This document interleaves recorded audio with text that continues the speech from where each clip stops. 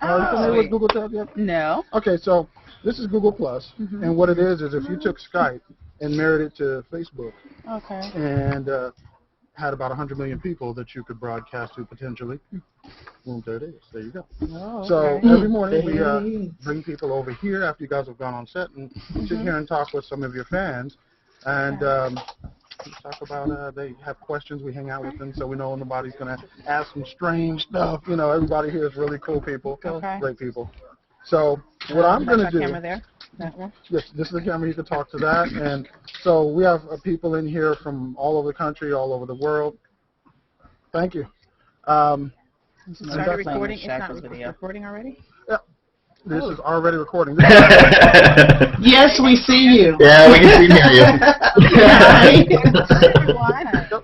So this is recording. It'll go up to YouTube, so we'll tweet you and let you know Cool. once it's up there. So I'm going to start off. Well, first off, I already told you that my home has been filled with your music. Okay. So I'm just honored to sit here with you and talk with you this morning. Good stuff. Because it has definitely gotten my day, my wife, my kids' day started off to a great start. Thank you. And so I'm going to let people, the fans here, ask some questions, and I'm going to start off with Kim because Kim was very, very excited. So, you know, I did my happy dance. Hi, Kim. I am so excited to meet you guys. I have been listening to you for years and love Shackles. And yesterday, oh my goodness, my mom, oh gosh, she loves that song too. Okay, now I can stop gushing. My question for you, you know, I've heard about the new reality series, and I just want to know what encouraged you to create to go ahead and do a reality series, and what are some of the things we can see in the reality series? Well, when we realized that our greatest witness is a life lived for Christ, that's when we decided to bring the cameras in. For many years, we were like, no, not a chance, not ever. I don't want nobody following me when I'm at home. Yeah, and the opportunity to expand our audience and move beyond our borders was, you know, it was a motivating factor as well. Yeah, you know, you can tell people and inspire people on the stage, and they see you in Christian faith-based settings, but what does that look like when you're at home Monday and Wednesday and Thursday, and when you're handling business and behind the stage? And so you get to see what it looks like in all of those spaces. Sisters, mothers, wives, trying to balance entertainers, creators of music, just all of it. And it is a lot. It is funny. It is, woo, all right, Marys, y'all need to say a prayer. It's all of that. It's oh, God bless them. I'm going to pray for it's all of it. Thank you. You know, when I saw that you were doing it for We, I was like, wow, We, because I would not have guessed that would have been the channel. But it's a good, like you said, it's a good way for you to get out there. And to be partnered with We was a perfect fit because they are about women and about family, and you know, it just makes sense to be there. Yeah, it felt good when you go into to do business with a network that understands you and you feel supported from the initial stages, and after you completely finish the series, you still feel the same way. Yeah. It's a good thing. So we're so glad we chose We. Now we'll get to another question. Who else has a question for Mary? Deanna? Oh, go ahead, Jeff. Okay. Yeah, so you know, how did your lives change when you were cameras in your house and your families, and you know, how that must have been a I was really more paranoid. It was a little it was a little chaotic to have them there all the time, and you know, things that you normally say, you wonder how it's going to play out, you know, in front of the whole world. But it was just a bit, you know, it took a minute to get used to the cameras and the lights and everything around you at all times, and wearing a microphone, and sometimes you forget you have a microphone, but you know, that's a part of you know, doing a reality show, and we weren't afraid of it. So even though it was uncomfortable, we knew, you know, what we were getting into. And I will say this, the show is really our real lives. Yeah. It's not an affected, trumped up, scripted reality. It's our real lives. It's the real things that happen. It's how we handle business. It's how we handle family affairs. It's how we handle, you know, the fame, the chaos, the fun, sometimes the stress of it all. It's the real thing, and that's scary when you know that so many other shows have so many created scenarios. You know, it's scary to go out there on a limb and just be who you are, and hopefully the world will embrace it. And I'm hoping that people will continue to tune in and watch it and love it and enjoy it. Good. I have a personal question. Yes. So, all right. in all the years of music that you've made, what is the one or the couple songs that after you were done recording it, you're like, sometimes you just do something, you're like, you know what, I just need to go ahead and pat myself on the back because that's hot. So is there one where you're just like, when you were done, you're like, you just knew it. That was it. I think the one song that I remember the most is when we wrote and recorded Yesterday. After the playback, we just kind of sat back, and it wasn't like, ooh, I did a good. It was just like we were kind of overwhelmed by the song, and it was like, this is going to be something special. Right. Like you could feel it. Like the demo version is what you hear. We sang it down, and we were supposed to come back the next day to finish recording, and what we heard after we finished didn't need any help. And I'd have to say that our new single felt that way. Yeah. Like once I got in the car and heard the song back, played back, I was just like, this song speaks to me so much, and it feels a little weird. Like I wrote it, but I wrote it because it was in my heart, and it's what I felt. It's the driving force behind, why I do what I do, and so that song, the song "Go Get It," which talks about just basically having faith and going after your dreams, not waiting for life to happen, getting out and making it happen. Yeah. So the new song "Go Get It." That one was very relatable to me because for years my wife and I had been thinking about starting a nonprofit. And it was one of those things where I was just waiting. I was like, I'm trying to hear something. I'm trying to figure out what's going on. And then one day it hit me: your steps can't be ordered if you're going to take it in.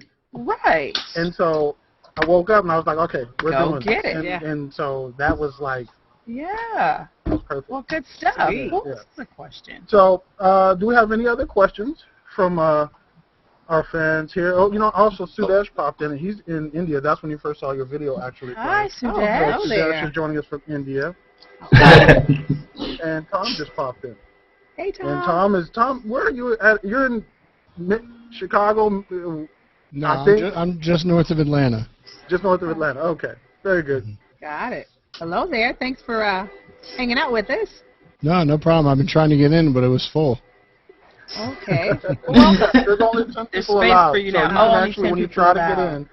in, it will actually block you from getting in. Oh, okay. But the great thing is people can actually watch because it's streamed live. Okay. So it's on our Awesome. Facebook page and it's here. They're not on camera, are they? They are on camera. They're standing in front of a different laptop. So do they see them? They can see them. Treva and you guys are on the chat. See, great. Watching for you guys. I was wondering if it was talking. About time. Thank you. Someone. I was waiting for someone to say that. On Tashaka's laptop. That was I great. thought there was some. I thought they were actually on the TV and Shaka had pulled up the channel. And That was good. One more question for you before we let you out of here. As an artist, as someone who's creating music, have you ever been in a space where it was kind of, maybe you were in a weird place, in a weird space, and you wrote something, and then later on you came back to it, and it's almost like an out-of-body experience. You look back at it and you go, whoa. Where was I at when I wrote that? What was I thinking? You know what? It's funny that a lot of our songs are motivating and pushing and telling you that you can overcome. And there have been times when we were dealing things. Maybe I remember when me and my husband had just got married, and I was a little frustrated, and there was a bunch of stuff going on.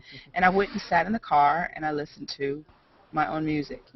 And I told myself, if you can write this stuff and sing this stuff, you have to believe it. Right. You can't sing, I just can't give up now, and when you're not on stage, you're going, I want to give up. Right. If you write it and you sing it, it needs to be real, especially because we're believers. That's what we want. We want it to be real and authentic, so when we give it to people, they know that it's coming from our heart, not because someone told us to say it, but because we experienced it. We tried it, and it worked. We never write anything that we don't feel, that we're not passionate about. And it could be our perspective on our own lives, our own situations, things that we've encountered.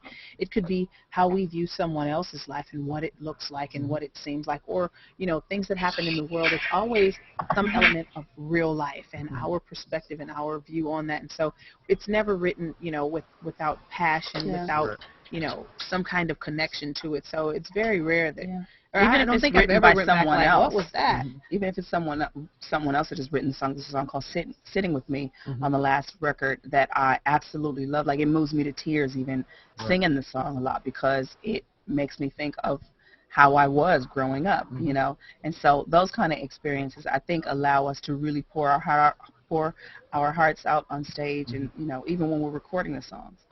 Excellent. All I right. have a quick question. Yeah. Yeah. Oh, does anybody else have a question? I have.